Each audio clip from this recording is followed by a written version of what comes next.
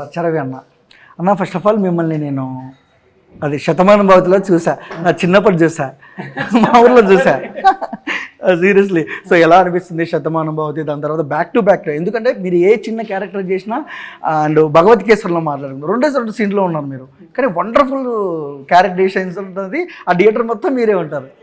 So అంటే బేసిక్గా నాది ఏం లేదు సార్ బ్రదర్, నీకు మళ్ళీ చెప్తున్నా, ఇండస్ట్రీ చాలా గొప్పది. ఎందుకంటే ఇండస్ట్రీకి నిజంగా నువ్వు నిజాయితీగా ట్రై చేస్తే నీకు అవకాశాలు ఉంటాయి అనడానికి నేను ఎగ్జాంపుల్. నేను ఎవరిని అడిగినా ఎక్కడికి వెళ్ళినా పక్కన పెడితే నేను చేసిన డైరెక్టర్లు అందరూ, అనిల్ రావుపూడి అన్నతో 5 సినిమాలు, వేగేష్ సతీష్ సార్ అన్నతో 5 సినిమాలు, ఇలా చెప్పుకుంటూ పోతే నాకు ఒక 100 సినిమాల మైల్ రాయి ఈజీగా దాటింది అనడానికి కారణం డైరెక్టర్లు ఇచ్చిన పాత్రలు.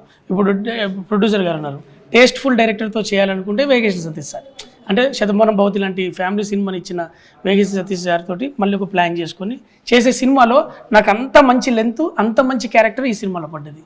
అట్ ద సేమ్ టైం ఇది ఫ్యామిలీ సినిమా. నువ్వు అన్నావు ఇప్పుడు అన్ని సినిమాల్లో కనపడుతున్నావు అది అని చెప్పి, నేను చేసిన ఒక 100 మూవీస్లో దాదాపు చాలా హిట్స్ ఉన్నాయి.